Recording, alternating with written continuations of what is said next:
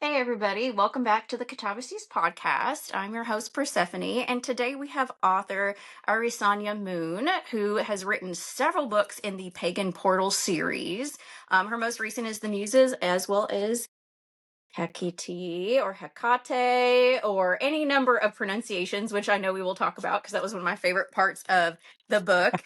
She's also written Circe, Artemis, and Hestia. I know those are probably reversed for everybody in the camera, but she has also written about the Pantheon, the Greeks, and her Mm. newest book will be Athena, coming out in the Northern Hemisphere in the fall. So we will be having that, which I'm excited for. But I wanted to welcome her on today to talk about that book as well as some other amazing topics and different things that we were kind of discussing before we started recording. So welcome to the podcast. Thank you. I'm so excited to be here. I'm so excited to continue our chat. We've already been chatting for those of you, and so we already have like a really nice thing going, and so I'm so Mhm. really excited to see what happens next. I think that's the greatest thing about being a practitioner in these different areas is the way we can get very conversational, because a lot of times we have so much in common that it just kind of fits and we can just get it right into it instead of that, stage of small talk and just trying to figure each other out. It's like, "Oh, hey, I saw that you wrote this book. Let's talk in depth about Artemis for a second or something." Yes. So it makes it a lot easier.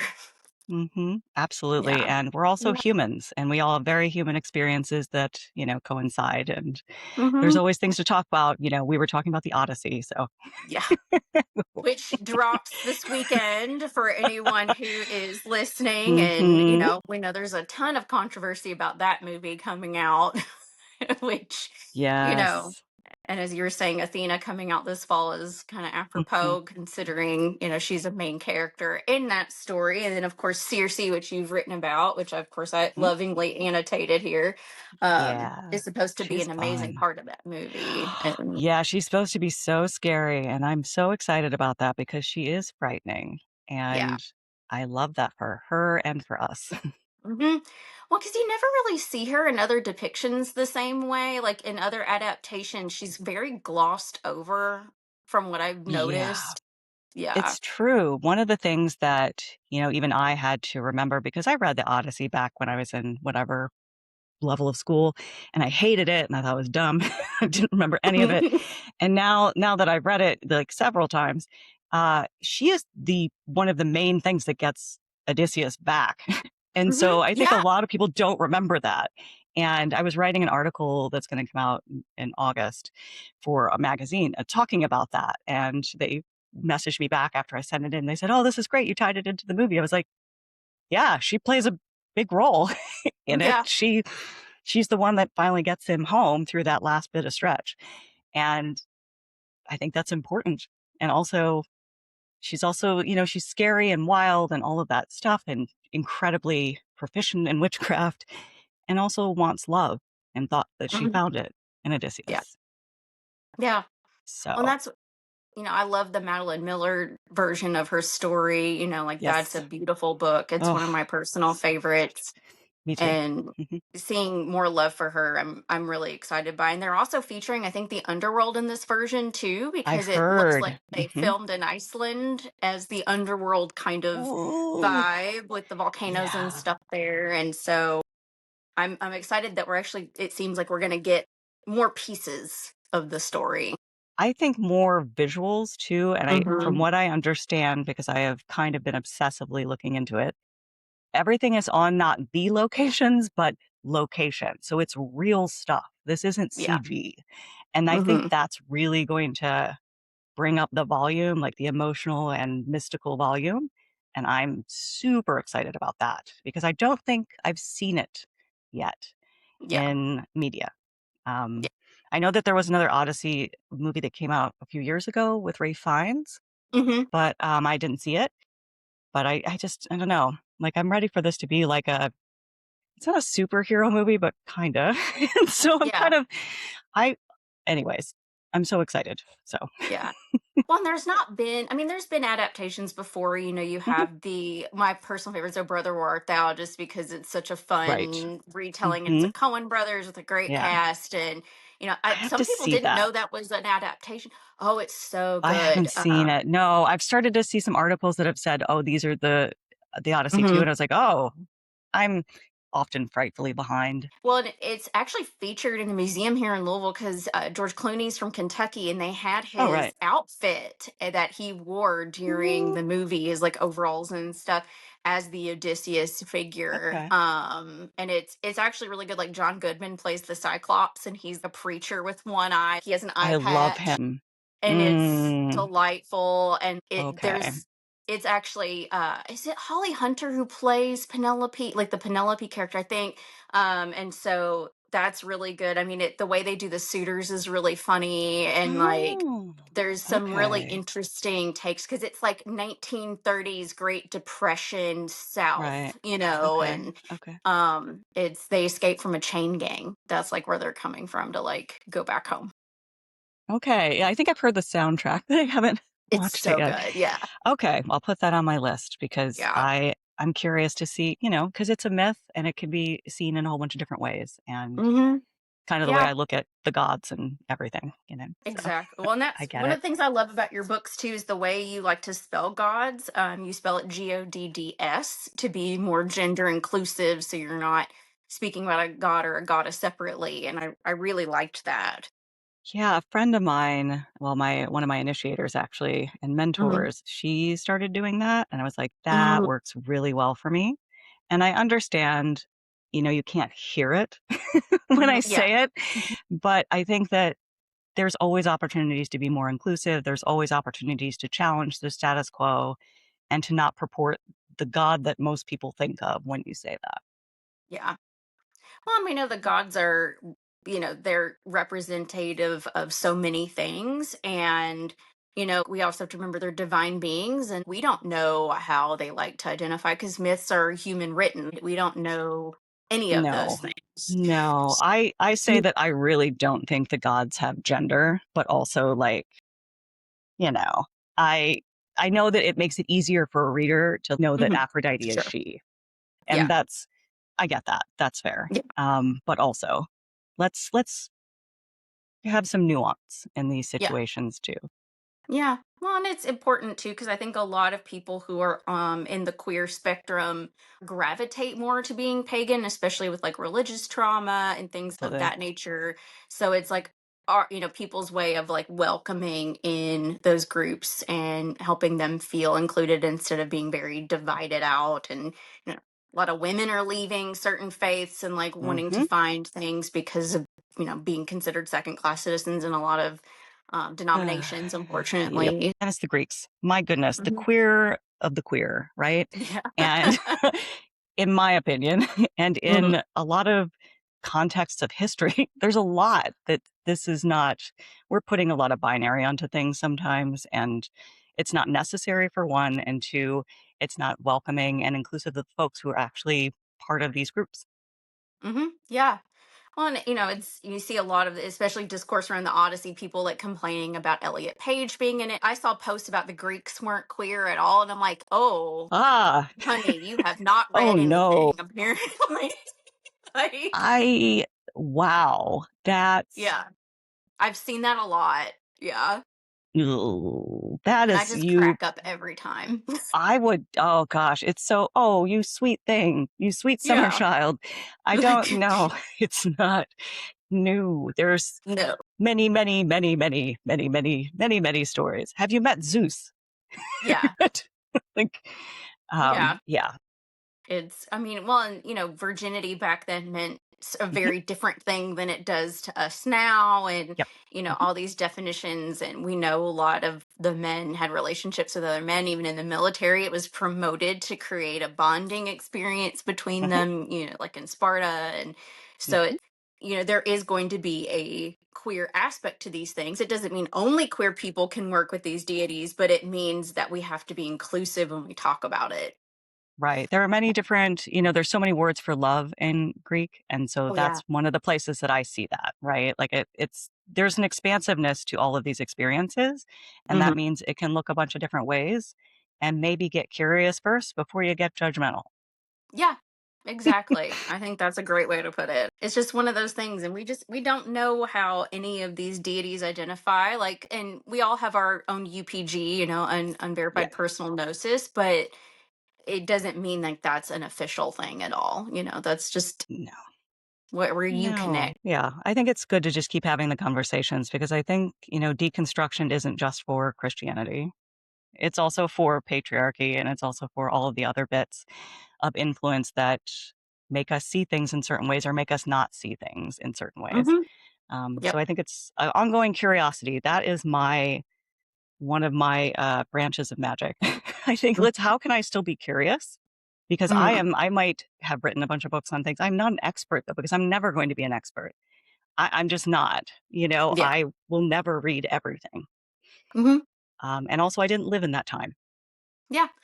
I was even thinking of that today. I'm like, I'm not an ancient Greek. They are writing from the perspective of what they lived in and experienced. And, Yeah. we have to look at it from a modern lens and try to adapt to it, in a completely different way. And it can make it hard in translation when you're working with those things. And myths aren't dogma, these are human written things to try to understand their world at the time.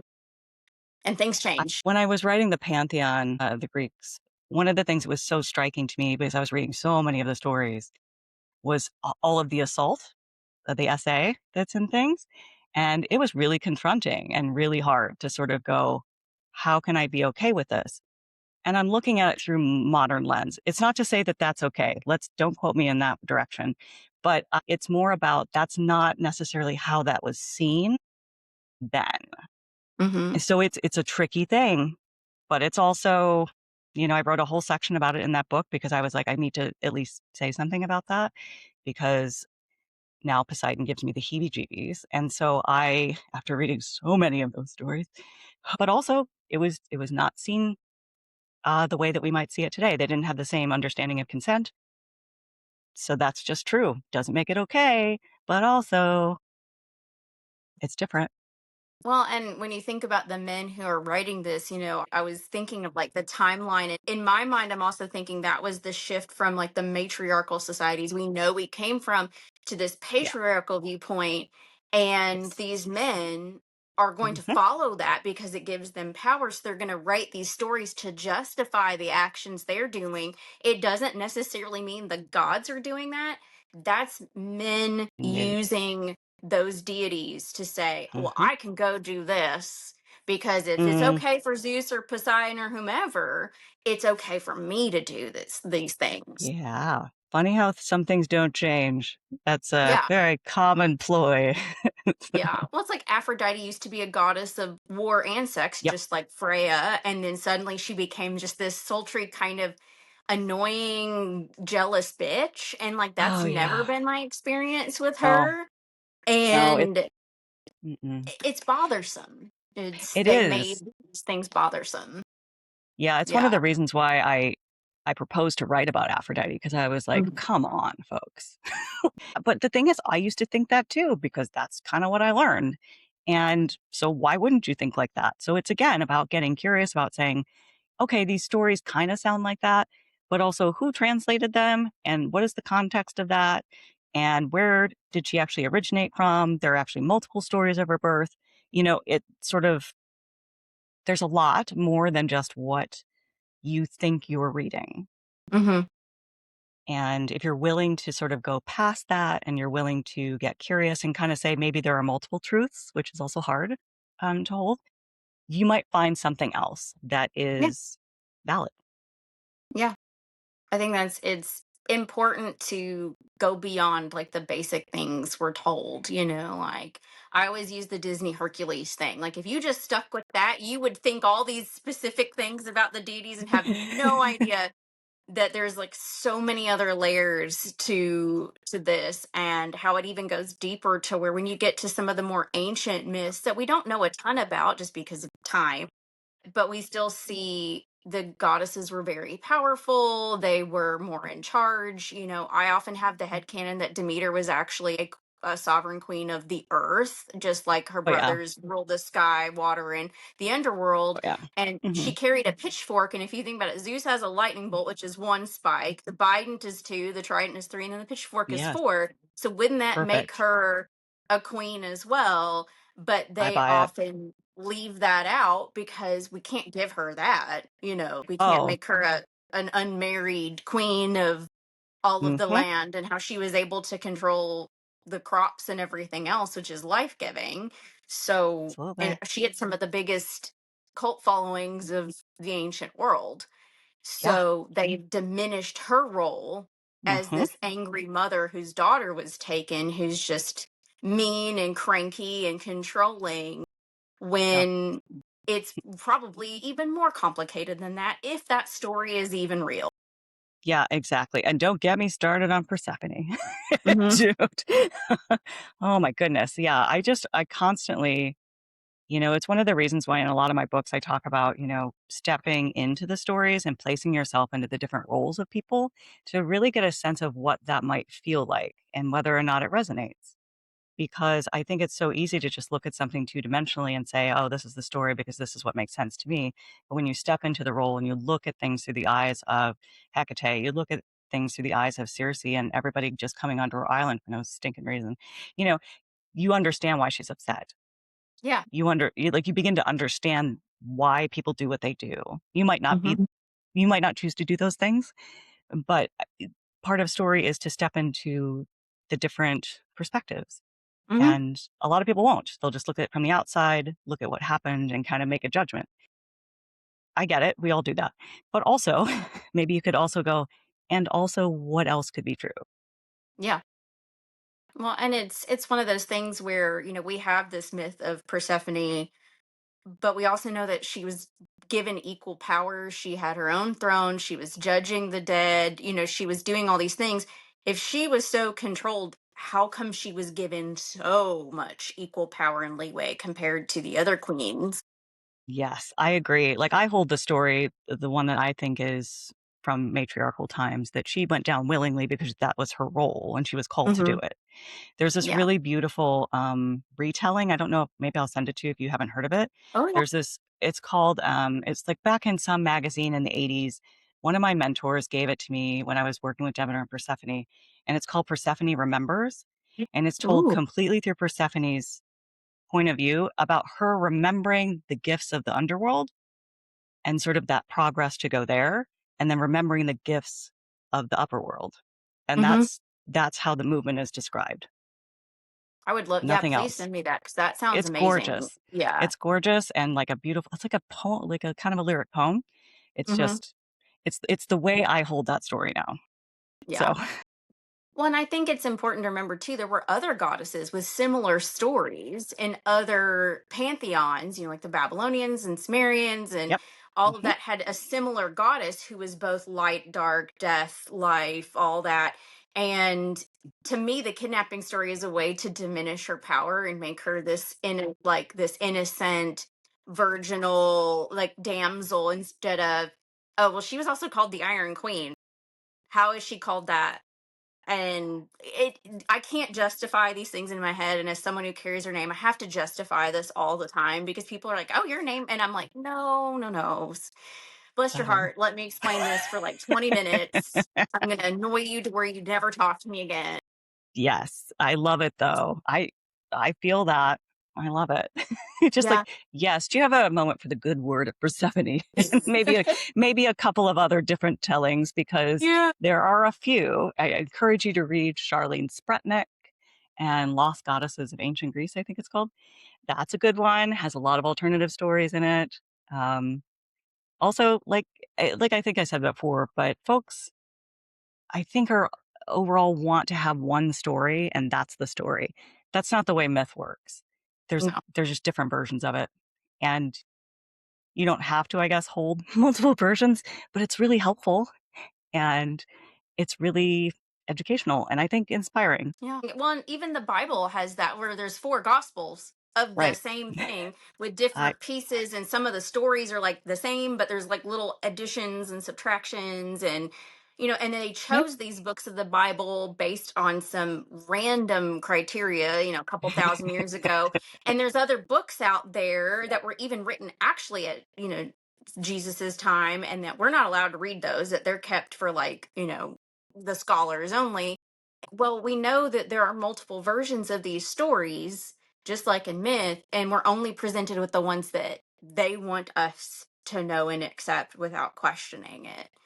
And that's, to me, that's such an issue. If you're going to be a practicing pagan, you have to reconcile those things in your head. That's a big focus of the book I'm working on, deconstructing from Christianity and patriarchy, and like how do you Yes. step back from the way Yes. you were raised, because Hmm. religion is a total institution, but no one really addresses that because you're usually born into it, and it Yes. is so pervasive in so many Hmm. societies that it's different than like the military or a prison, you know. Yeah.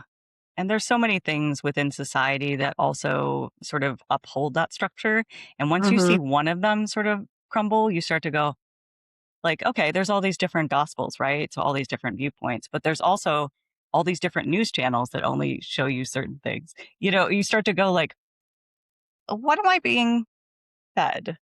Yeah. And how do I know what is accurate? Hmm. I don't Yeah. have a good answer for that one. But also, I don't trust a lot of things now, No, but same. it's something what, yeah. So I think I think it's good. Like deconstruction begets deconstruction, hopefully. and, but also then you get maybe to the point where I feel like I might be and where you might be there. You're like, oh, I know so much now. Oh no. Oh no, I have to do something with this. So, Yeah. um, It's hard. I have a master's in sociology, and I focused on the media and how it's used to oppress oh, people. And so, like, I can't enjoy things half the time. I have to sometimes have a lot of breathing when I watch certain things, because I'm like, oh no, oh, I'm not gonna enjoy this because I'm gonna get so annoyed, or I'm gonna analyze the crap out of it. So I have like to try to turn my brain off. Um, because so it is, real. when that clicks in your head and you start realizing, like you said, what are we being fed? You start to question every single thing. Not necessarily even a conspiracy theory, but just like the No. basic thing of they need a society to work. So how do you make that work? You give the direction. Yep. I think that also being like socialized as a woman, there is that, what are they trying to tell me is important and who benefits of that, off of that. I think that, especially with beauty standards and body shape and all of that, body size, I think that that is like the loudest one probably a lot of the time. But once you start to realize, like, I don't, I'm being sold billions of dollars worth of things that I don't actually need, but they're trying to make it seem like I do, but I Yeah. don't need them. So it must be for a different reason besides caring about me. And if Mhm. it's just it's all I don't know. I find a lot of solace in myths that seem simpler than all this. Yeah. and, but also, the bigger story and myths about like challenging uh, structures of power. That Hmm. is a lot of the myth. Yeah. And so my hope too is that with this movie and probably all the subsequent ones that are going to come out after it, is that there will continue to be a conversation about that. About like, this is one person who's making some really crappy decisions. Maybe we should question those Yeah. because Yeah. maybe we should do that. I hear that's in the Odyssey that they're really questioning Odysseus in a few points, which is great. And I think that we should. Yeah. Um, Yeah, let's Yeah. not blind faith doesn't seem to work very well, so It really doesn't. It's yeah. just, there's nothing wrong with faith, but if you're faith without questioning, y- you're kind of going to end up in a weird rock and a hard place if something should shake that faith one day, like Right. it's going That's to be it. harder. Yeah. That's exactly it. Well said. Hmm. Absolutely. Yeah. I wanted to ask, because I've been kind of asking this everyone, what got you into the practice? Were you raised around it? Did something, like inspire Mhm. you to kind of lead down that path? How did you find it? Yeah, so the story begins, when I was young and as I was a Catholic, I was raised Catholic, very, ritual inspired, and really had a thing for Mary. Loved Mm. Mary, loved her so much. I volunteered to like bring stuff to her altar on different days. I love And that. so that was kind of where I sort of got this idea that it didn't have to be God focused.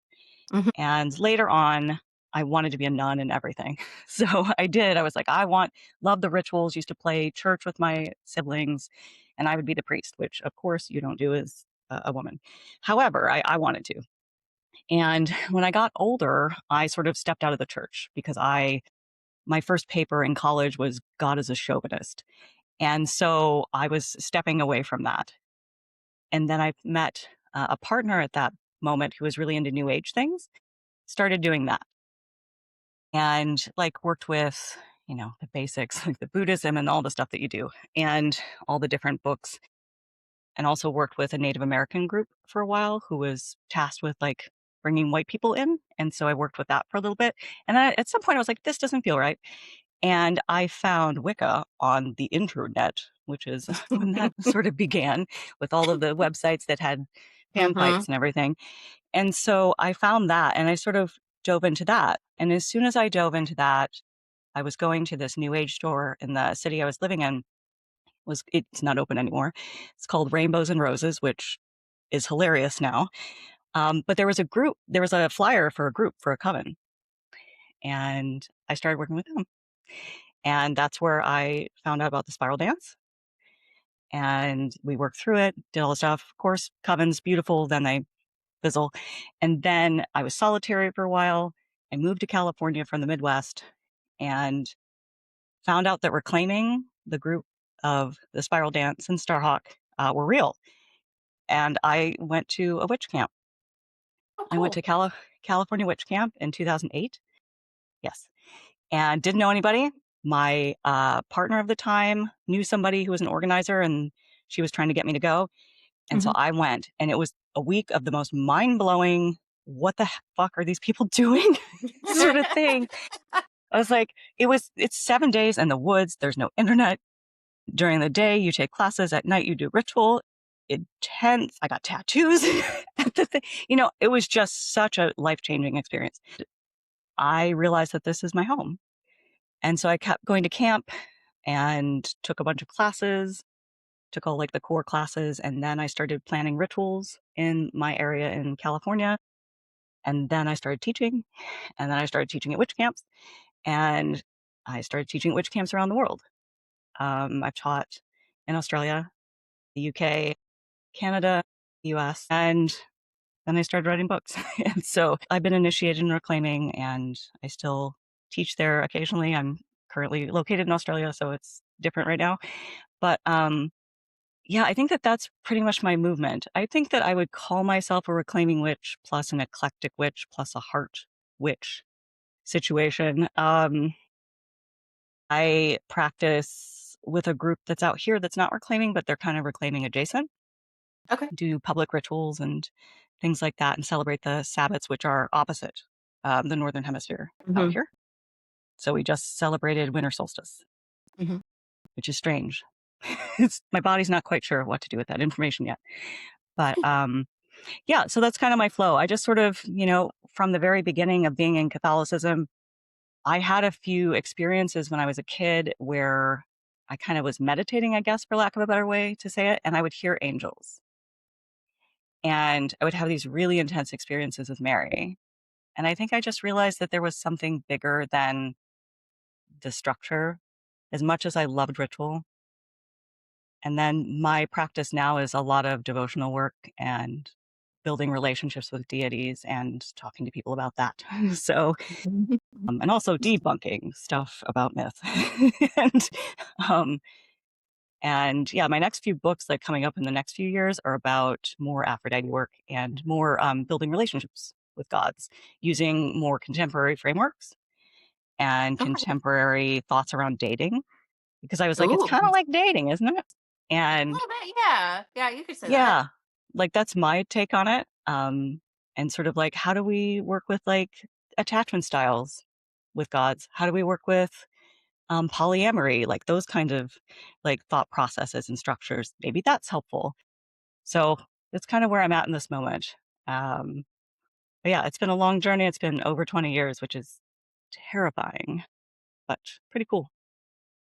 I honestly love the way it progressed because as someone who, my mom's side of the family was witchy but Catholic, Oh, you yeah. know, Mhm. and I went to Catholic school and stuff, Uh-huh. but I Me was too. definitely like the weird kid. I have my grandma's Mary statue actually in my altar room on my ancestor Oh. altar for her. Mm. Um, but those are very special, even though I am not Catholic myself, but those are devotional to my ancestor, to my Absolutely. grandmother. But Mhm. the vibe of Mary's just such a different thing, and it is kind of like, I'm not minimizing it, but like the gateway drug to goddess It work, is. No. and especially Mhm. if you're not as connected to it, because a lot of the other Christian denominations do not have that connection to a female kind of leader in the religion. And they often get on Catholics for having that because they're like, oh, you're worshiping Mary. And it's like, well, she's special too. She She's supposedly kind gave of birth to Jesus. important. Yeah. Kind of Just important. saying. So Mhm. You picked her, to be fair. So, there's mhm. more about her in the Quran than there is in the Bible, which is interesting too. A lot of people don't like to talk Like, about that, but oh, no. No. We have to I mean, the whole story is that they picked her for this yeah, role. So it's like you did this. So why are we dismissing her as soon as she's, like, done with her duties, I yeah. guess? How weird. It is weird. Like and then she was supposedly pulled into heaven. She didn't even Mhm. die. So Right? obviously Mhm. that has to be something pretty special. And like they talk about, she's seated at the right hand of God. So again, I don't know why you wouldn't think of her as maybe not a goddess necessarily if you're not into the Mhm. more pagan, but like you have to Sure. at least acknowledge there is a She's unique important. honor. She's important. She matters, and her story should be a little bit more, I think, at the forefront. Yeah, I Hmm. mean, it's just like there was something about her that was just so connecting and so, like like, I don't wanna do, like, a comparison between my mom and her, but I'm like, more motherly, you know what I mean? Like, Yeah, just like, a really, like, warm. safe, Hmm. accepting, compassionate, like a Kuan Yin sort of energy, like, I I would love say that. Yeah. now. Um, Yeah. but she was just like, "Oh, this is the soft place to land," and now I find that energy in Aphrodite. I find that in other goddesses that I work with and gods. I think that she's definitely a gateway. I have so many stories of people from Catholicism going to witchcraft. I went to Catholic school too. Yeah. And there was actually a Christian witch in Reclaiming for a while. And she was amazing, Unitarian minister and everything. And when she died, 'cause she died of cancer in 2018, she wanted us all to do a ritual for her and planned it out. And we got to invoke Mary. I love that. And it was beautiful because this one priestess and I, who have worked together many a time, we actually said the Hail Mary in a witchy ritual, and it was Mhm. beautiful. Well, and I think it's very easy if you're in that Catholic vein to move to being pagan because you have the saints. It again very ritualistic. You're using herbs and waters and all these. They use the Incense. astrology Yeah, stuff to plan Easter. Like exactly. there's they do a lot with very similar things to where it's one of the most pagan adjacent. So when people finally realize I need to move over, it's easy. It's just very Yeah, easy. yeah, And and it I've talked easy. to a lot Yeah. of it wasn't anything different. It's like, "Oh, I already work with that." It's devotional. It's devotional, and, like, that really rings for me. There's a lot of really beautiful ritual liturgy pieces that I still hold a lot of love for the parts of it that Mhm, are actually about what I think the religion's supposed to be about. And mhm. I think that, I think that like, I used to have a friend who, her dad was a pastor, and so she grew up very Christian, and we would talk about our different faiths. And I said, I really support, I actually do support the church. I just don't like everything that's happening is man-made. Like, Yeah, this isn't the church. Like, this yeah, is man. And yeah, she agrees. She's like, "You know what? That's absolutely right." Like, all these people who do things in one name, but, aren't actually doing the things that are being, caring for people, things like that. yeah. As I've said, I've no problem with, like, actual biblical Jesus, or people who are Christians themselves, as long as they're living what that is, instead of trying to control others and very fear based and making it this just like, again, it's a very patriarchal version of it when it's meant to be loving and inclusive and, pro immigrant, pro, Uh, worker, pro yeah. peace, and having health care and all these things. Jesus healed the sick for free. He didn't charge them money. He fed all the people with loaves and fishes. He didn't charge them money. Like, this is all about giving, and giving selflessly, and not let's control, let's make it a fearful thing. And that was a big reason I left the church, is I was tired of being Mhm. so scared. And I Right. was like, the Real. moment I left, I'm like, I thought I heard a ghost in the house the other night. And I just was like, Mm, old me would have been all freaked out. And instead, I was like, hey, I'm tired. what Can you up? just please not? Like, I just want to go to sleep. Don't make me get up and cleanse the house. It's late. Can you just go vibe out somewhere else? I love hearing stuff like that because it's so the moment where I want to be when people, have this hilarious caricature of witches. I was like, most of it is just like, can you just not? Yeah, Can just you just not right now? Like, I'm tired and I don't want to right now. I will do it, but I don't want to have to do Yeah, it, I because don't then I'm want just gonna be mad, and it's annoying. Just, respect my space, I'll respect yours. Just go on, get, like, I can't do it. so our fellow humans are often way scarier than anything else. Ugh. Yeah. So I'm more scared of, like, when people are like, you watch all these like horror movies and stuff. I'm like, yeah, because I know how to deal with a ghost. But people are a lot scarier to me. Like, I'm more afraid of the random dude knocking at my door than I am, a possible ghost in my house. Because all I got to do is get out some rosemary and start burning it and say a few things and seal some doors, and we're good to go. I we're don't out. have to worry about it. People are too unpredictable. So No, they are. It's just, yeah. Oh I well. can't. I can't deal with We it. try. I try. Uh, so when you started writing these books, and you were, choosing who you wanted to write about, what's kind of your process with who you want to pick, like where you get started, tell us your process. Yeah. So it is definitely a process that's changed too. I think that, Fair. I'm really lucky at Moon Books that they are pretty open to any of Hmm. my ideas. They actually approached me about my very first book about reclaiming. Oh, okay. And they said, we don't have one on this. Would you be willing? And I'd already been writing some anthology pieces for them. So they already knew my writing style and my approach. But in terms of the gods, I I tend to, but not always now. So I started off by choosing gods that I have worked with intimately. I started with people like the beings that I knew the best and that I felt like I could speak for or speak with. I don't know if I'm speaking for anybody, but Aphrodite was the first one. And she is definitely someone who I'd worked with for a while. So that was it. And then the next one was Iris. My name is for Iris. Hmm. And I picked that because there were no books on her. Makes sense. And that was upsetting. And then the other gods, yeah, they're all people, all beings that I definitely have had some like interaction with. Either it was I taught stories of them at camps, I led or co-led classes. That's Artemis. Um, Gaia was like one of the first gods that I sort of interacted with, but I think it might have been Artemis. All the timelines are getting confused in my brain now.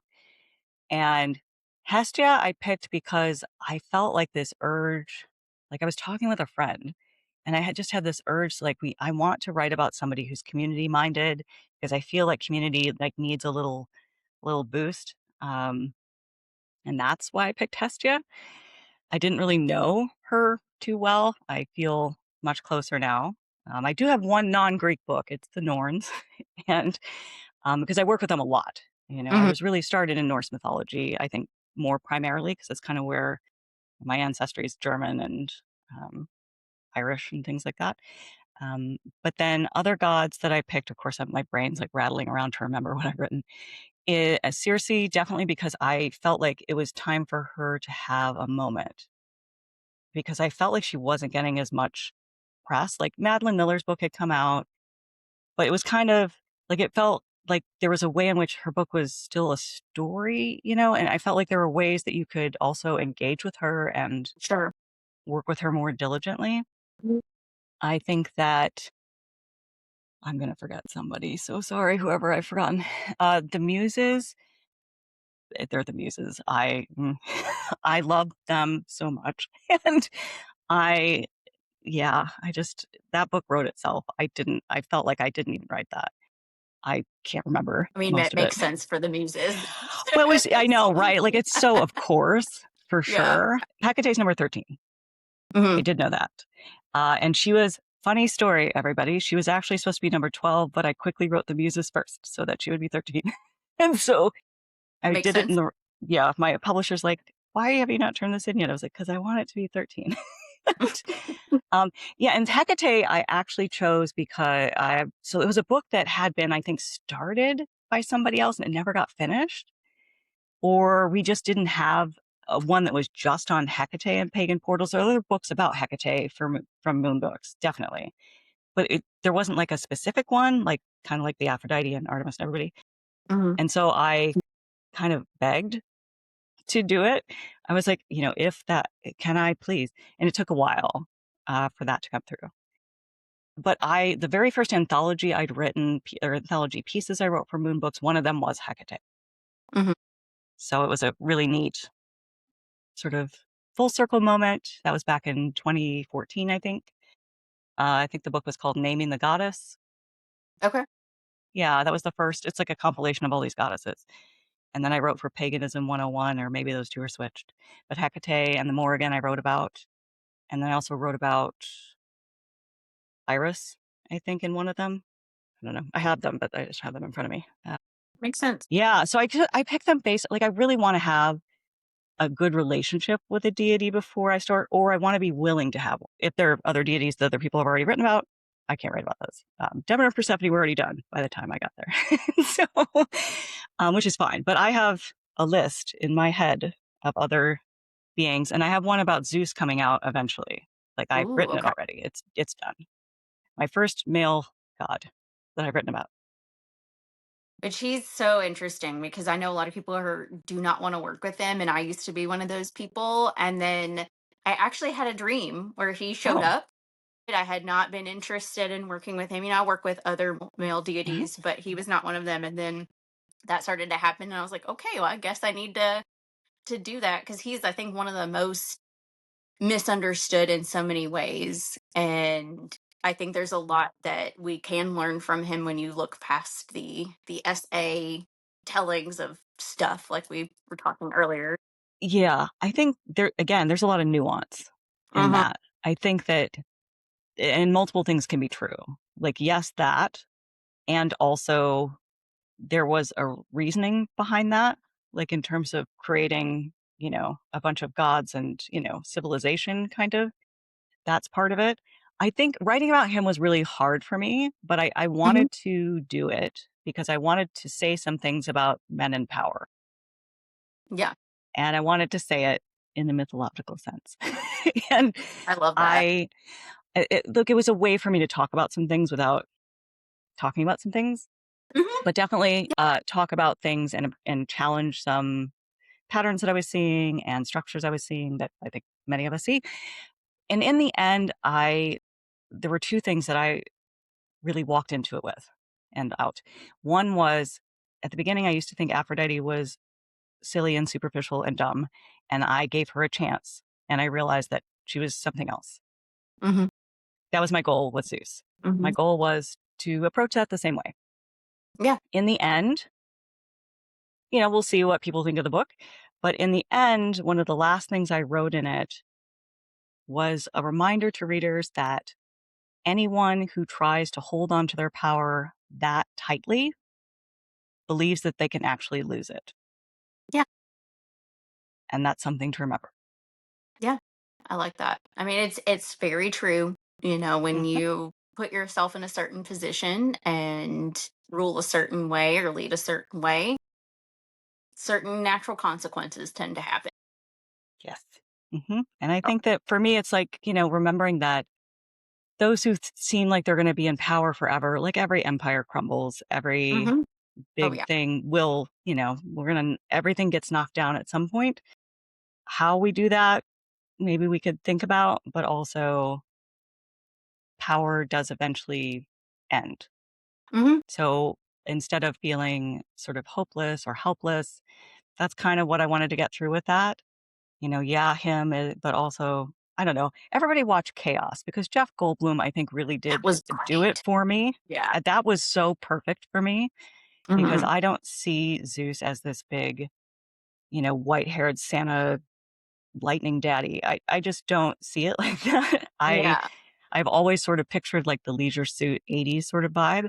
And that was perfect for me. Like, you don't like smarmy and unpredictable and some mental health issue going on.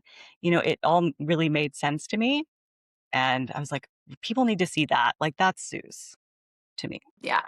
He wasn't originally supposed to be, the one taking over. He's the youngest son in a society where it was never the youngest son unless everybody else had died, and Yep.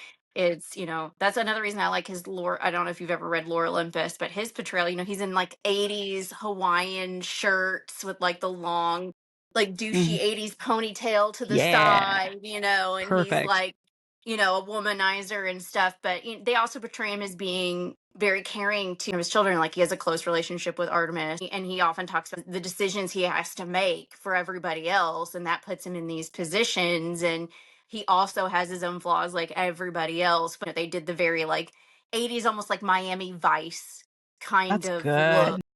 And some people didn't pick up on that. I'm like, oh no, she's doing like the douchey '80s bro. And he still cares about his family and stuff. Sure. And He they does. portray Poseidon as being Polly, and the nickname the fandom has from his bro Sidon because he's just like this big like himbo Oh, Polly guy.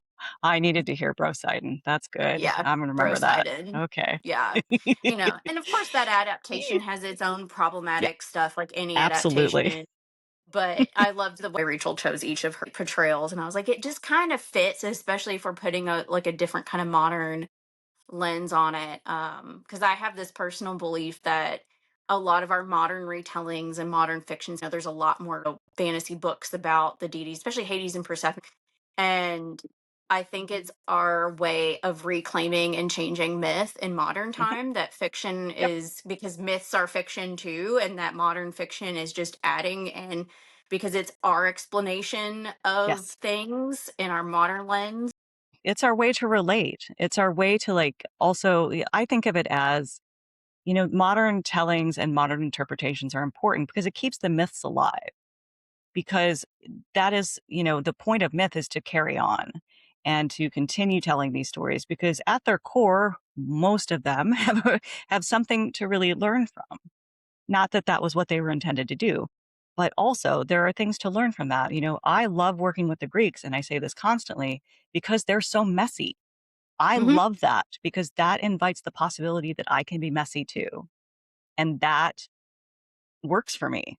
I don't want to be working with a being that is beyond reproach because I'm not. I think that's why people leave like Christianity and these other religions, because the deity is above you, and our deities, they're still an authority, but Sure. they come at us where we are. And I think that makes it so much easier to work with them, and why they're Yes. like oftentimes our biggest cheerleaders is because they see our flaws and they're saying, here are my flaws too. How can we work together to help you grow and change? And that our gods are more accessible in Yes. that way. Mhm. Yeah. Yes. And they are, if the gods are immortal, they have a whole bunch of time to work on their stuff when we don't. Mhm. We are Yeah. mortal. Yeah. I think I said very early on in my sort of understanding of building relationships with deities that I am in devotion, but not supplication. I will not, like, I think the gods have wisdom beyond me. I think that there is perspective beyond me, but I will not be a person that doesn't question things and doesn't sometimes say no. Well, and I think they would, in some way, I think there's certain ones that would not respect us anymore. Like if I didn't tell Aphrodite no sometimes. I think she would actually Real. get more angry at me than if I said yes all the time. It's so Like true. she's like, "You Yeah. should do this spell work today." I'm like, "I'm really tired. I am not putting the energy into this. I need a break." And I think that, when and saying no is a big thing for a lot of people. So, I think in some ways having that boundary of I don't have to do all of this stuff perfectly or every full moon or every this, that I can have flexibility to be exactly who I need to be in that moment. Yeah, my Yeah. sneaky, not so sneaky hope in my writing and my teaching and things like that is to help folks build, healthy relationships with deities, because that's going to encourage you to build a healthy relationship with yourself and also with other folks. Because Yeah. really often what you do it one way is how you do it in all the different places. Mhm. And so that's my but I think that it's sometimes more accessible to kind of do it outwards and be like, oh, it's with this deity. And with real humans, kind of, how do you treat your friends? Do you just go up to them, say, I want something, slap down an offering and go, put Mhm. your hand out? No. I hope not. Let me Yeah. rephrase. So I think that's something to remember. Yeah, no, I think it is very important, especially I know one of the things for our listeners before we started recording, we were talking about that reciprocal relationship in magical work is so important, and not just with deities or entities or beings, that with each other is really important. And I've seen a lot of discourse lately on people are charging too much for their I saw services that. and all these things Mhm. where I'm like, I can understand if someone's doing a 3 card reading and charging $500, that's a little bit much. But at the same time, we're giving an energy exchange. We've gone through training and lessons and experience and all of this, and we should also get paid what we're worth. And it's that's how it's reciprocal in those types of situations. And Mhm. Mhm. anytime I have like another practitioner, I try to get readings from them every so often if we match, or I try to offer them something in return. I love doing exchanges with people, like Absolutely. I'll do a reading for you if you do a reading for me or something like that. Um, yeah. Yeah, I think it's the big thing, like, reciprocal relationships is a big thing and not something I definitely didn't start there. I mean, when you've got the muscle of sort of, like, devotion to a god, like, Mhm. that's not it takes a while to, like, realize that, "Oh, I can be a part of this too." And I think what helps me is just going, the gods aren't gumball machines. You don't, like, put in a certain amount of effort and then they give you something. Mhm. But I if you are thinking of it like that, that's manipulation, and that is not gonna make for a great relationship. And that's why I love giving offerings. And Yeah. even if the Mhm. offering is something small, like it doesn't Yeah. have to be this big, drawn out thing. Like sometimes I'll find a cool rock or a leaf, and I'm Yeah. like, I was thinking of you, and I'll put it on Right. whichever altar. I'll sometimes have see a flower, and I'll just put it on, Aphrodite's Mhm. or something like that, and just kind of put it there. And that shows this. It's like what you would do with a friend. Like you went to a store and you saw like, oh, I knew you'd like that, so I Right? grabbed you this real quick, and here you go. Yeah, and you can read all the books and see all, like, the precious offerings that people have done throughout antiquity, and that's beautiful. But you might not have that stuff because you don't live in Greece. So that's just the way it is. And I don't have access to some of those things, and that's okay. Like, you get to be, you're bringing yourself to this relationship, and yourself can do this. And that's great, and it's wonderful, and it makes it a personal relationship, Hmm. not something that you just read out of a book and you're like, "Well, if I just follow this." I know that I'm saying that as someone who writes books, but also saying, very clearly in mind going, "Do what works for you," because Yeah. this is just a starting point. Because I know there's so many pieces of information out there, it's hard to start, when Hmm. you're kinda overwhelmed. Well, that's one of the things I loved so much about your books when I was like getting into them is it is very difficult when you're new to deity work to gather all this information, and there's so much information that is not correct out there between things like witch talk and AI and all this mess, that it is so difficult to be like, where do I even start to figure this out? And the great thing about your book is like they're all very organized. Number one, I'm huge Mhm. on organization. You have Yay. bibliographies and footnotes and all these things where I'm like, oh, I can go to the resources and be like, this is where I need to go if I want to learn this part. And that gives such an amazing starting point to go from there. But you have it organized in ways of like, well, here's their history, here's some correspondences, here's a trance that you can Yep. do to connect, here's these different things on how to, actually show devotion, and it's all in this one good starting point place when there's just so much misinformation. So you, like when you said you teach, I was like, oh, I believe it, because this is definitely something a teacher would put together. Yeah, and it's a learned thing. I never was like this. You will see that each of my books gets more and more researched. Aphrodite was not. I mean, she was, but I just didn't know how to document that back then. And so Sure, yeah. she's also the bestseller, so take what you will with that. Mhm. But if you go to Pantheon, the Pantheon, the Greeks book, so many sources. So, and it's not in a like, you need to know all this before you do anything. No, Sure.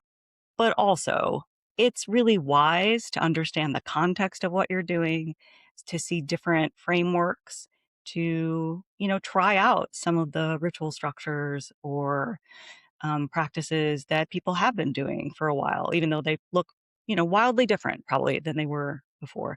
And that's okay.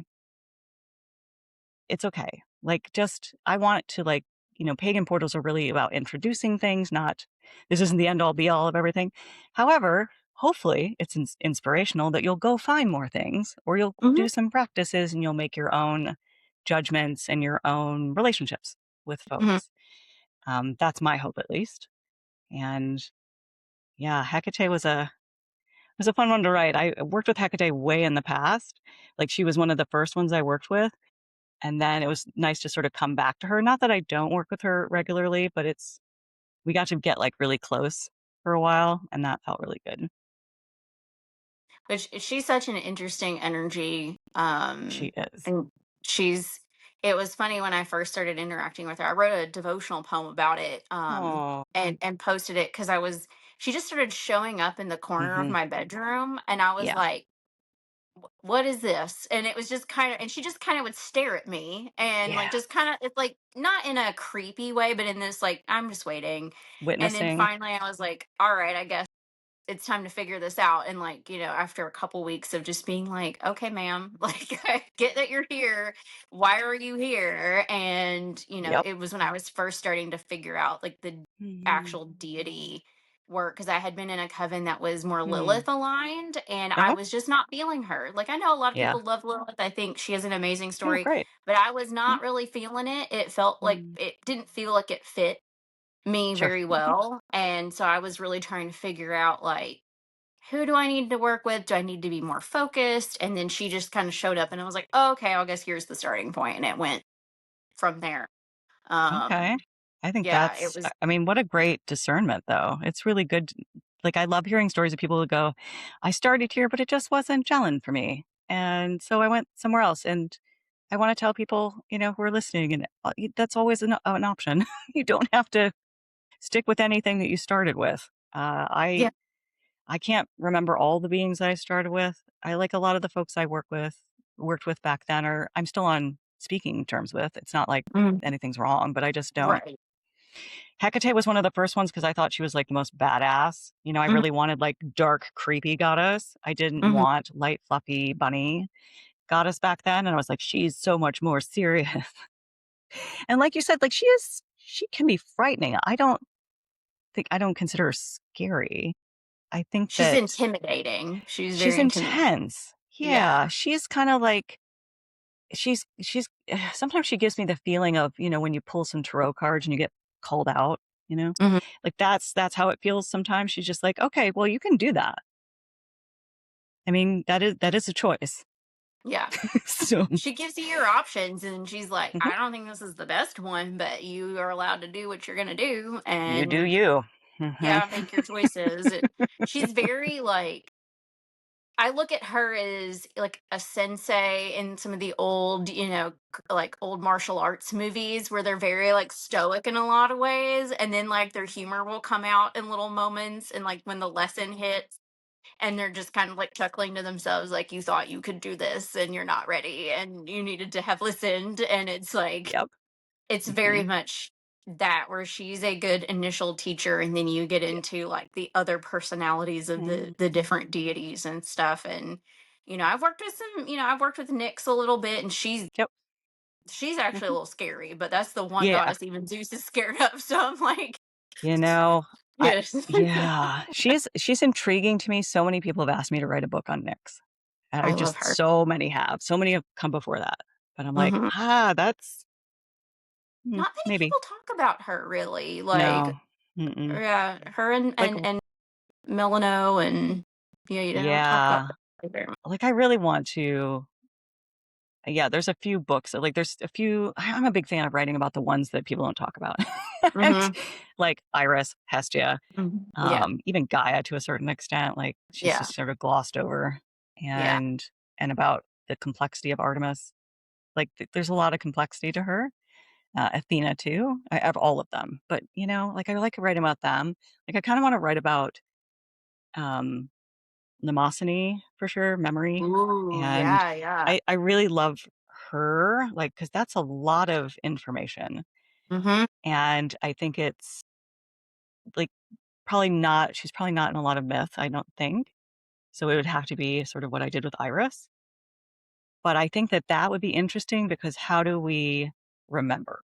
Yeah, yeah, So you heard it here first. Who knows what'll happen? yeah. I have so many ideas, and I'm also a There's postgrad, some, so I don't have a lot of yeah, time. yeah. So we'll see. Well, and there are so many deities that are like considered minor, they're not the Olympians, and but they're so valuable. You've got, Macaria, who Mhm. does peaceful death. You've got Yeah. all these different like little ones, or a lot of people don't talk about Hebe, the goddess of No, I eternal had a youth. statue of her for a while. I love her. Yeah. Yeah. A lot of people don't talk Yeah. about her. Or Anyo, Ares' twin sister. A lot of people don't even know she exists. And that one she's one of my personal favorites. And you've got Eris. A lot of people don't talk about her. And like, there are so many that have just been lost because a lot of the Greek stuff was mystery cults where they didn't keep records of it. So how do we know all this stuff? And And some really important characters, I think, in this modern time were birthed out of not the myths, but like inspired by them. yeah. And so that's interesting too, that they've sort of taken on their own mythical status. Hmm. Because, Metamorphosis and all Ovid and all of them wrote a whole bunch of things that aren't actually in these source texts. Yeah. And we still kind of, I mean, I've definitely sourced those because that's important because it's a story that Yeah. kept getting told. And Hmm. so to me, that makes it just as whatever the heck real is as anybody else. Hmm. Orpheus, Eurydice, Yeah. huge story. Yeah. Well, and you've got Also, Hades Town and oh stuff my with, gosh, I yeah. still haven't seen that. Oh my gosh, you have to go. I know. Yeah. This past weekend, I got to see an opera of Orpheus and Eurydice in Oh, French. yes. It Mhm. was beautiful, really beautiful. But Oh, my yeah, ugh. anyways, all this to say, Mhm. yeah, I'm really, I don't know, I'm just really curious where this all goes in society. I really, really want people to have longer attention spans for myth. Mhm. So I think we're missing some of the lessons here. So, Yeah. And it used to be you were taught the classics, like your education yep. was focused. You Mhm. look at the writings of a lot of the poets from back in the 1800s, or like Edgar Allan Poe, and you have a lot of themes of the Greek and Roman myths, like Yeah, throughout those writing. Poe bringing all the Greek in, and why it's important, and why they viewed it as important back then. So much of our classical education is based on these things, and we just kind of lost the plot for some of it. absolutely. And it's sad. And it's also, I don't know, like I get like wanting to move towards more modern things, but there's ways to reference. And I Hmm. think it's even, maybe it's not even that we need to know about the past classics, but we need to know how to read them. Like, we need to know how to critically think about things. That's what I think also gets missed. It's not just that, because I never studied the Greeks in school. I just never did. And I only got to them when I was an adult. I mean, I knew of them, but I think that's what's missing. Like, there's a learning bit in there that is causing some distance from even trying to hear these myths Yeah. for me. Yeah. But I'm all There's for yeah. critical thinking, folks. So Yeah. And I think it's please. important I think critical thinking is definitely a lost art Mm, now, in my yeah. personal opinion. Yep. I taught the college level for a little bit when I was in grad school. I taught Mm, freshmen, and one of the things we focused on in my class, because it was a history based class, but they wanted you to okay. teach critical thinking using history as the medium. Good. And it was so interesting to see these kids coming off from all sorts of various high schools, because it is a the University of Louisville, so like a big public It's huge. Yeah. university. And you would just see all sorts of varying types from him. Like, has no one ever taught you how to really analyze this story? Has no one taught you how to have discernment? Like, one of the lessons I would do is the origins of Christmas and Yeah. the pagan influences of Yep. what the holiday looks like, with like the mistletoe and all that. And I would go through it, and they're like, but it's about Jesus. And I'm like, Christmas is about Jesus, but it pulls in these elements, and you Yes. can still be Christian and love Jesus and have mistletoe and use green and red and stuff, but this is where they Yes. got that from. These are where these Yeah. pieces come from. And people would just get so Mhm. angry. Mhm. And and it just makes me Worldview. so sad. Yeah. Yeah. Worldview interrupted. It's Hmm. tricky, but maybe we're entering a new era. There's an astrology something or another that's going on. We can cross our fingers. And there's always some astrology something or another going on, but also I'm one of the things that I think is so wonderful about my practice, I think at least, is that I'm aggressively hopeful. Aggressively. While I am really while I am also really suspect of a lot of Mm. things and I question a lot of things, I actually in my heart am aggressively hopeful. I believe that and have, through history has taught us is that after the fascism, the Renaissance. And Hmm. so I feel that coming. I Hmm. know that that is what's going to happen eventually. Doesn't mean that I want this part to happen at all, this part right now. But I think turning to myth, turning to story, and turning to things that are outside of our scope of knowledge, experience, family, etc., Hmm. is part of that. The more we can expand things, the more we could sort of, to bring Hecate, light the torch, the way, whatever. But like Hmm. realize that there are all of this could be what saves us, even Yeah. if you don't realize you need to be saved right now. Yeah. Well, and I think it's like the labor pains of Yeah, change, and you real. have to go Yeah. through the purging of, we're seeing a lot of people coming out with religious psychosis, or they're leaving different things, and there's changing and Yeah. morphing, and Oh, and TikTok. the Yeah. oh my gosh, and the Oh, fear people are having of the change, because I'm a yeah. big believer in that the Mhm. tower card is not a bad thing, as long as you know how to, if you're doing your shadow work and if you have your coping skills, you have Yes. your grounded platform, it's not as bad as you think it's going to be, and you can deal with it. No, And yeah. yeah, that's the tower card, Yeah. true, I still will make a face when I get it. But Yeah. also, like you and I had talked about before, the idea that shadow work seems real scary, and it is Hmm. because it's the things you don't look at. Makes Hmm. sense. None of us like to be uncomfortable. Fair. But also, discomfort is usually the edge of growth, right? It's the place where you're like, I'm uncomfortable because I've never been here before. Yeah. Um, but also discomfort and pain are not necessarily the same thing. And shadow work doesn't have to be painful. Like it can be. Let's be real here. But I think that people just are really nervous to ever do it because they're like, oh, I don't know. Is it going to be? It might, but you actually don't know that. Hmm. And encountering, acknowledging, understanding what motivates some of the things you do is really important. It helps Yeah. your relationships, it helps yourself, it helps the world. Hmm. So if any myth or anything that I say or Hecate or whomever you want to follow in that, it's important work. There's a lot Yeah. of I think there are a lot of things in this world that wouldn't have happened or wouldn't be happening if that was something that we prioritized. Oh, I fully agree with that. fully agree. Well, and it's hard to look at these things because you are bringing up stuff, but I'm a therapist in my day job, and one of the things I teach a lot of my clients is there are no bad emotions, it's bad reactions. Yes, And real. your sadness, your anger are not bad. How No. are you going to handle it? Are you going Yeah. to channel it into something maybe creative? Are you like when I first started really allowing myself to feel my anger, I got into boxing and allowed Nice. myself to be able to go and I'm like, I'm doing a workout for my body. I'm getting this out. I am picking a healthy method to remove this out of me. Hmm. And that allows you to have more control of that emotion. It Yes. allows the change when the shadows start to come up. You have that initial emotion, but then you realize, okay, so this is what's happening. What do I need to do to address it, improve Hmm. whatever it looks like? Yeah. It I makes it so recognize much it. easier. Yeah. Yeah, you recognize it, and the other thing too, the one that I've been learning the most in the last few years is the idea that the more you sort of bring yourself into those situations of, like, discomfort or, pain or just like, "Oh, I don't wanna look at that," the more you learn that you can handle it Hmm.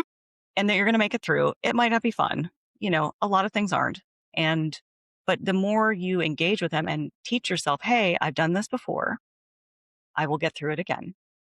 It becomes less scary and it becomes more your healing becomes, I think, more accessible at that Hmm. point.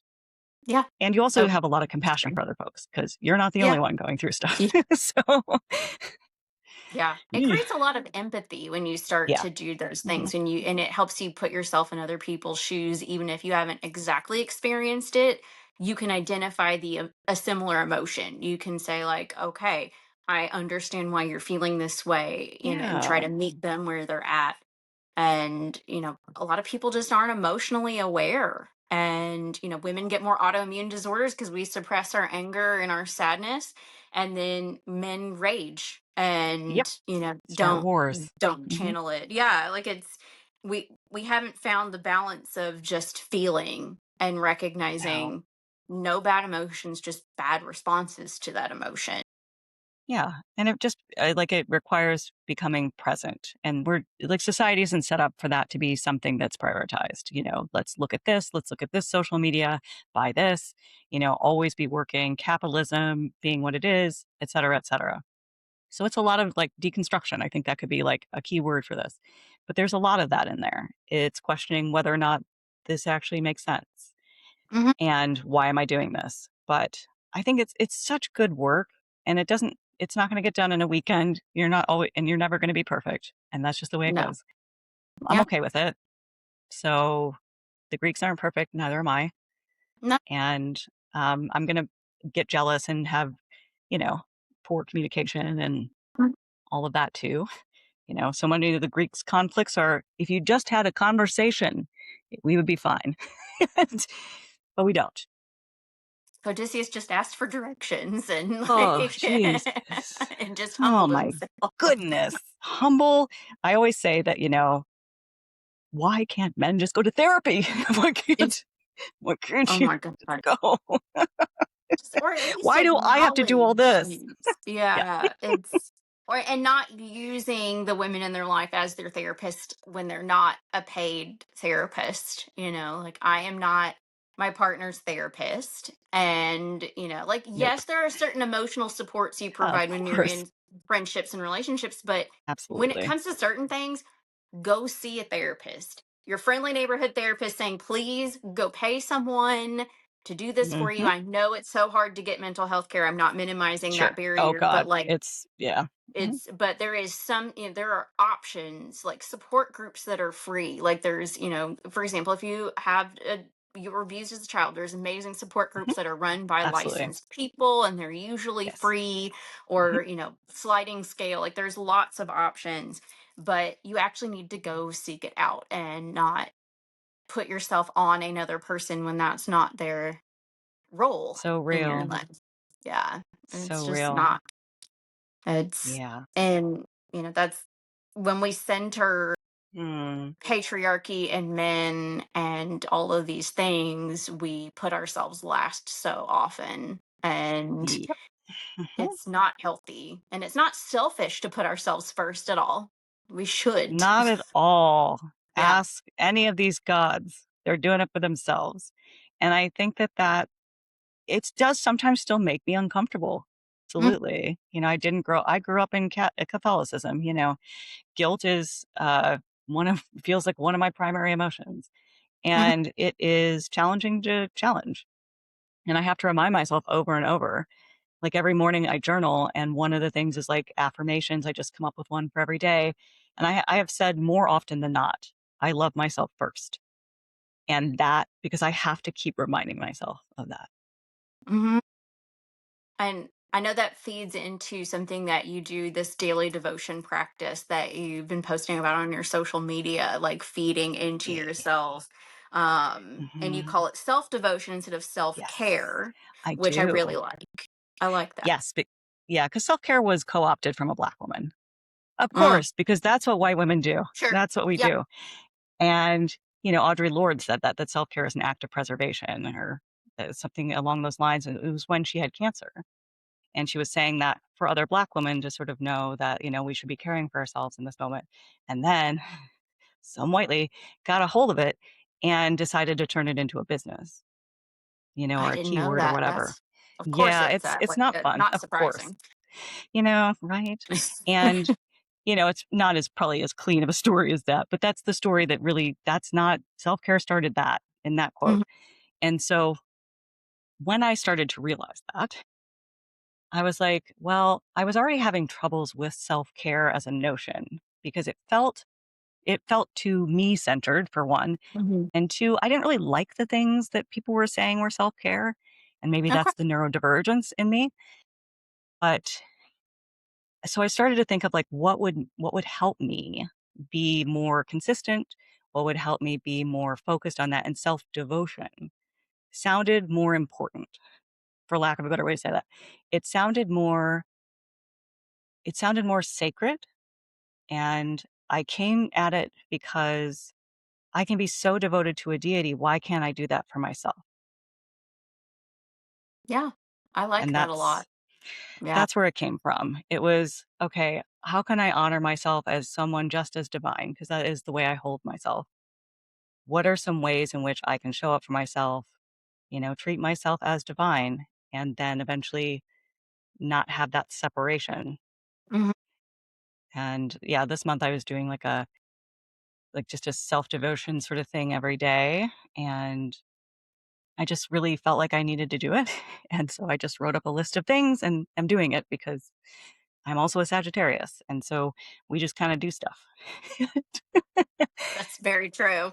Because Yeah. that's how we feel, and I'm also a lot of Gemini placements, so I'm just a writer who does stuff. And, um, so self-devotion is just a core practice for me, definitely comes off of Aphrodite, but it also bleeds into all of my work because when I am in devotion to myself, when I'm caring for myself, I show up better for others. That includes deities, that includes my friends, that includes partners, etc., my cats, you know? And I think that's I don't know, I would encourage people to think of that because self-care seems to be more about looking like you care for yourself. Yeah.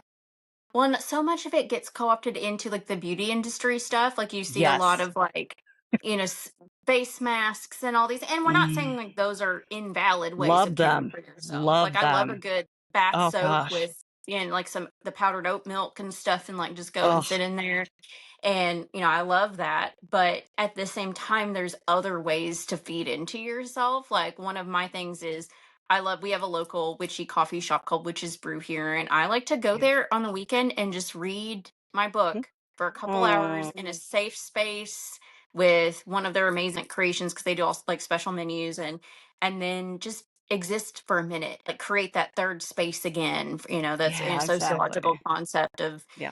for those listening, it's your home and your work or your two spaces. And everyone used to have a third space. Like you would go to, like in Friends, they'd go to the coffee shop. That would be their third space. Or, Cheers, the bar was their third space. And, people would have bowling leagues and stuff. And we've lost a lot of that with the internet.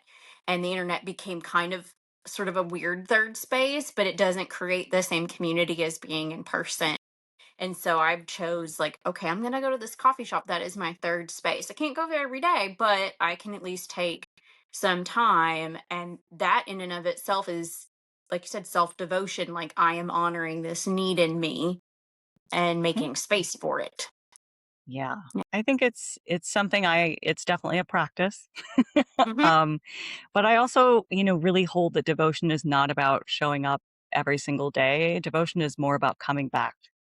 It is, you can't like what was the thing I said once? This idea of like you cannot uh you c- ew, uh we'll have to edit this one.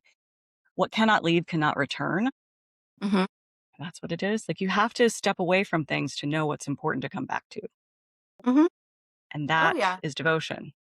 Yeah. Devotion isn't just like singular because I wish it could be maybe, but also it's not. Like that doesn't make sense. But devotion is, like in daily practice, it's not about doing it perfectly every day. It's about the decision to come back when you do and to keep coming back, even, like Rumi said, even if you have, you know, lost your place 1,000 times, return, and um, I think that's the important part. Come back to yourself. You're going to lose yourself over and over, Hmm. but can you come back? Yeah. Well, and we all change too, like even 5 years is a big difference in Oh, people yeah. who I are mean, working on themselves. couple weeks. My Yeah. goodness. I tell you, this Mercury retrograde. Oh my Oh, God. I yo. cannot. It's When somebody on TikTok, many oh, people on TikTok said this Mercury retrograde has a gun. Yeah. it's that Daniel Radcliffe meme from that one movie where he's in the bathrobe with the crazy slippers, like holding guns in the air. If you've seen it, it Yes, I is have. that vibe. I was talking with another creator, yes, Oh, because she's been posting about how this one's killing her, and I'm like, I feel like death. Like I don't want to get up in the morning, no matter how much sleep. I was up till 5 a.m. last night because I just couldn't sleep, and then I no. couldn't get up this morning to the point where I'm like, I'm glad I had an easy like work day scheduled because otherwise I would have just been miserable. And I know I don't look crazy tired, but it's just this weird energy and like a lot of the electronic stuff is definitely happening. Lots of Yeah. weird tech stuff and I oh. I have had everything from just the most dramatic insights about things. Like, Mm, here is the big pattern that you've never noticed before, and now you can't unknow it. That's fun. I mean, good, but also, and from that to a brand new bag of mine snapping for no reason to me the other day being so excited to have like this particular cup of coffee and going into the fridge to grab a little milk to put into it, but grabbing the mango juice and pouring that into oh my coffee. no. Oh no. It's just like silly things, but also like just Yeah. the sort of progressiveness of it, like the compilation. There's been so many weird things. So many things have broken. My faucet Yeah. is leaking for some stupid reason, and I'm gonna have to figure that out. And I'm just, what is going on? And in the I midst of don't all the know. emotional stuff, Yeah. um, It like it's just, and I have a lot of Gemini placement. Mercury retrogrades in general are sort of a challenge. Oh, I'm a Gemini moon, so I'm always yeah, feeling me it too. inside. It's yeah. Mm-hmm. So you get it. It's oh man. I think that's why I'm so tired because like my internal is just Yeah. boom everywhere and I oh, that makes so much sense. Thank you for that. yeah. Yeah, I'm Gemini Yeah. moon, Gemini rising. So Okay. I'm So yeah. yeah, My it's all Chiron over is the also in place. Gemini, so it's all the healing. Oh. Yeah, that's been Oh, really fun. hence the podcast. Nice. And the Yeah. underworld bit. It's Yeah. really interesting how I Uh-huh. used to love to hide. I'm a Scorpio rising, which we often love to hide. We can disappear into the shadows. I don't like to be the center of attention at all. But apparently I'm supposed to be the center of attention because my So Lilith is the is way in that Leo works. and yeah, Yeah. and it's like Mhm. I'm supposed to talk and communicate. And I have a Mercury Aquarius third house, which is about communicating and teaching and thinking outside the box and like more theoretical communication. And I was like, oh, I guess I got to do this now. So this is my own devotional work too. Giving this space and talking. It's so fun though to find those like the places where that aligns, and you're like, oh, I'm exactly where I'm supposed to be. Mhm. Yeah, the last year, Jupiter in Cancer was something that was really big for me, Mm. apparently, in my chart. And it was all about moving internationally and Ah. going to going to school and travel. And in the last year, I got Mhm. into a grad program in Australia and moved here. And I've lived here for 6 months, 6 months. Mhm. So Yeah. the stars do know what they're talking about. So it's fascinating to see how that all, I think I'm in some sort of return though right now. I can't remember which one. But so it's supposed to be, now you have to get even more serious about it. How Yeah. much more serious can I get? And it's We'll exhausting find because you out. have to look at your whole chart and, Yeah, I have friends that do that. Thank goodness. I was like, I know enough to not to like know Mhm. what I'm talking about more. Yeah. And I have apps that tell me stuff because I can't remember it. Just like, I yeah, can't I don't remember all know. the houses, like what they Oh God, the mean, like a houses. couple of Mm, them. Yeah, but I don't know those at all. I have to look them yeah. up every time. I Yeah, don't. I know a Someday. couple like fourth houses like family and the mother and Yes. stuff like that because my son is a fourth house Pisces. So Oh, sweet yeah, child. Sweet yeah, child. and my north node is also a fourth house Pisces. So that's all in Oh, yeah. interesting. Okay. Hmm. Yeah, the nodes are fascinating. Yeah, Those are really they're very fascinating. it's when you get into it, it's when people try to I tell me astrology isn't real, I'm like, then how come my Jupiter fifth house in Aries says I'd meet my partner at a party when I'm doing work at the party and I was reading tarot at my friend's Halloween party? Come on. yeah, I think It pretty much said it. that's amazing. I Yeah. love that so much.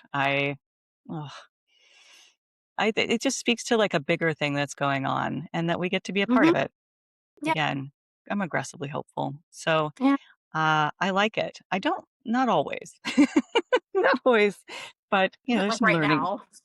There's some Yeah. growing pains going on. Yeah. So, but that's I guess it also means that we're growing. Yeah.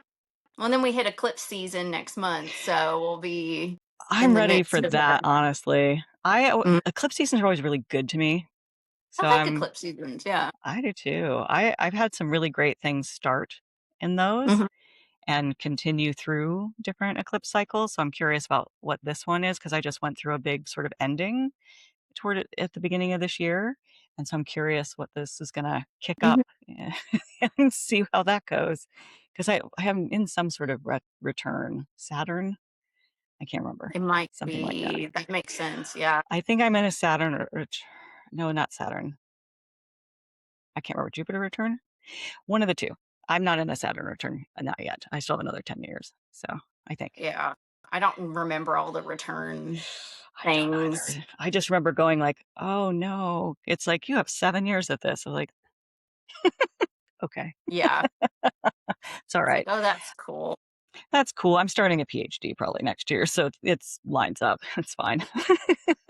That sounds about right. Great. Yeah. Okay. Well, is there anything else you feel like we want to touch base on today? Any Yeah. Is other there subject? anything you want to talk about with Hecate? Anything more? Any Well, hmm, burning burning whatevers? I have it right here. Mhm. things that I noticed is she has some of Yeah. the most epithets of Oh any gosh. deity I have ever seen to It where is I was like, oh my ridiculous. gosh. I just Hmm. I marked it and now I'm trying to find it again because I And was like, those are just what I yeah, could here it is. find. Yeah, where you're I like, it starts it's here yeah, my poor and it publisher. goes, let's Yeah. see, one, two, three, four, five. And then was so it's 6 pages if you look out like one like there's two half pages. So Yep. 6 pages of epithets, which I'm like, dang, that is the most I think I've honestly seen. I think And I so. find I that think so interesting. it's really interesting. I think that she definitely has the most that I have come across so far. I Mm-hmm. think part of it, and I think I talk about this in the book, but like part of it is that she's also known by a bunch of different names. Mm-hmm. And so sometimes she's just known by the epithets, and Mm-hmm. sometimes she's known by different names, and then those epithets are attached to those. Yeah. And, there's also like she's all over so many different texts. And so that so she's like, and it's this weird, like, she's hidden and she's not, Mhm. which I think is very Hecate. But also, um, I like the epithets too because she's like a you can use her for so many purposes. I think Yeah, like you could call on these epithets for dang near anything you can come up with. I mean, Um, honestly, because 'cause you've got blood drinker, there's, there's some real hot, real sexy ones. subterranean, Yeah, yeah, there's star walker, like, there's some really love that one. interesting, like, eater of filth is another one, which it's just I was going I through these love and I it. was like, oh my gosh, like heart eater, spinner of Yeah. fate, nurse of the young. Because a lot of people Hmm. don't realize she's associated with children and like protecting Yep. children too. They don't think of her Mhm. that way. Or No. One and of my like, friend's favorite is Bupis, which is cow-eyed. okay. Because she has a lot of like animal references too, Hmm. in terms of either energy slash maybe, I can imagine that probably is more about like having very piercing eyes. Not that She I've really looked does. at a cow that much, but I think that Yeah. that might be part of it. Hmm. But there's also horse-faced and pawn, like, there's a lot. She-wolf that's in here too. Hmm. And yeah, I love the gate breaking and the Hmm. so many versions of Torchbearer. And yeah, one of the things that I think is really I've done this in a number of classes and rituals is just to, chant these epithets. I understand that people are scared they're gonna say them wrong. It's okay. Like, it's alright, folks. I have looked a lot of these up. There are multiple pronunciations. It's fine. I'm sure there is. Yeah. Oh, yeah. The transliteration is probably the easiest. Like, you and I were Hmm. talking ahead of time, like, when you get it closer to what is now, commonly accepted English Hmm. pronunciations, like, that is probably easier to say, but also it's okay. It's fine. I've never had a god get pissed at me for not saying one of their epithets correctly, probably because 'cause I'm never quite sure if I'm saying it correctly. Hmm. But, yeah, but there's also things online. You can look it up and find one. That's fine. Oh yeah, there's a lot of Yeah, helpful like YouTube videos for certain things like that. yeah. So, Pronounce, colon, and then put it in there. hmm. And yeah, I mean, I think it just speaks to her multifacetedness. And I think that while Hmm. there are, she's so associated with three a lot of the time, she's Hmm. way more than that. Yeah. And like one of my friends once said this when we were co-teaching a class on her. It's not that she is of the liminal, she is the liminal. Yeah. And I think that's a good distinction. Hmm. She is in that space that is kind of timeless and definitionless and kind of uncomfortable Hmm. because it's everything and nothing, Yeah. which is She's the place I yeah. hate to be, Liminal is It, hard. So it is hard, but it's so important for learning too. It's it's so generative. It's hmm. so again, it goes back to what we were saying, it's that uncomfortable place where once you're there and once you visited, you can it's not gonna be fun, but you Hmm. can do it. You Yeah. know that it will not be forever. Yeah. And So it's, far. it's like the hermit card. Like you have Yeah. to rest and learn. You have your lantern, your light, whatever is guiding you, but you have to sometimes do that alone. Yeah. You work with your deities, but like you're not usually with a group because some of this is very personal.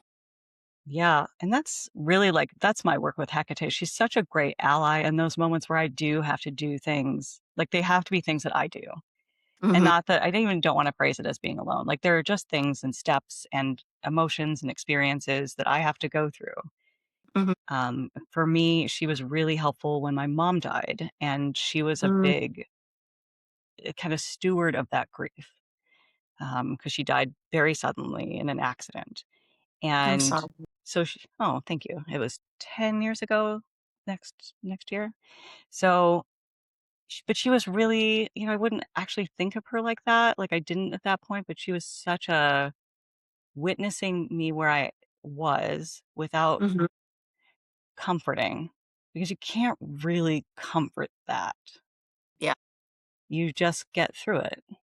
Mhm. And the first year, it's a big shock. The second year, it's not, and that makes it more painful, at least in my experience. And then the Mhm. third year sort of makes sense. Yeah.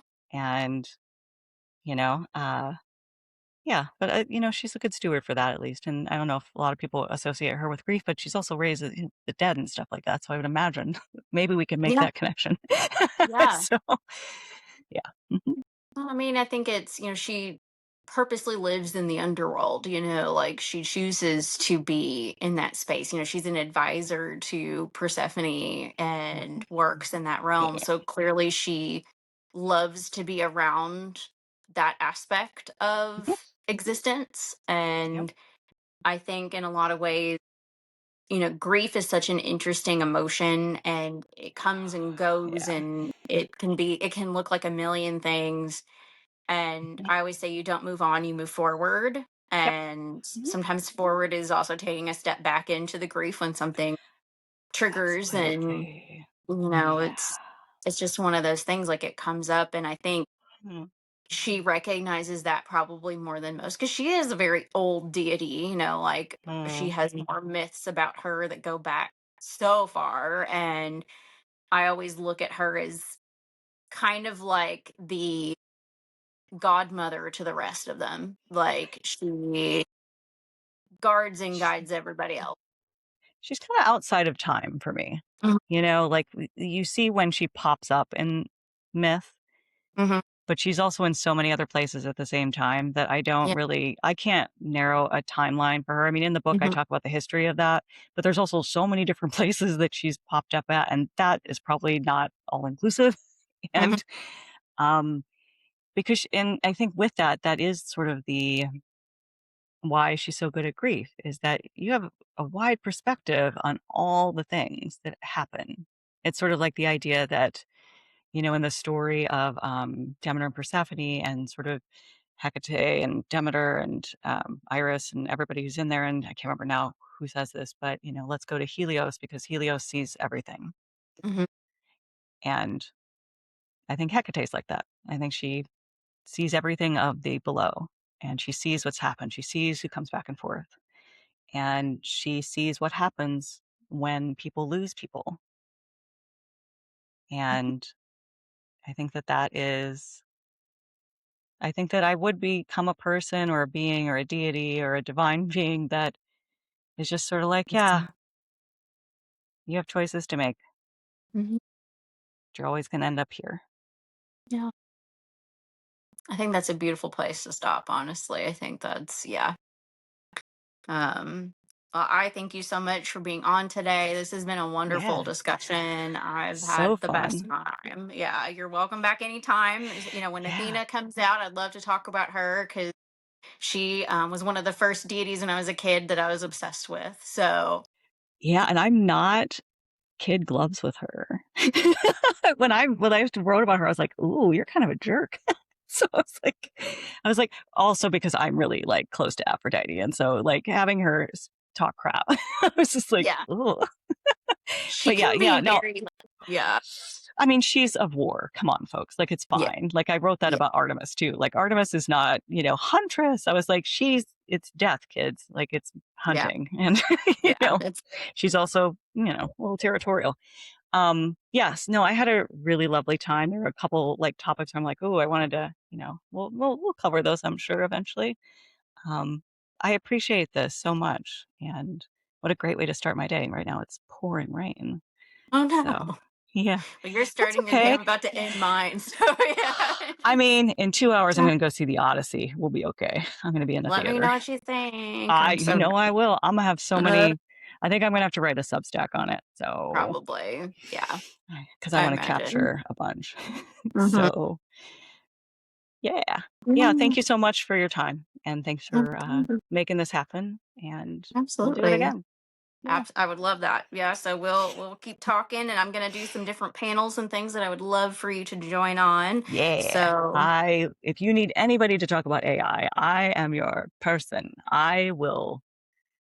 I've done a lot of research into it too. So it's not just mhm, like my personal stuff. yeah. Like I've done a lot of I actually interviewed like the person who teaches training classes on AI at my college at my university Oh, because in- they let you do it. They let you use it. And so I interviewed him because I was like, I'm not using it. I don't care. He's like, well, you might have to. No, thank I haven't you. yet. I'm so I good. haven't yet. I am a conscientious objector, as Yeah. somebody has said. So, ooh.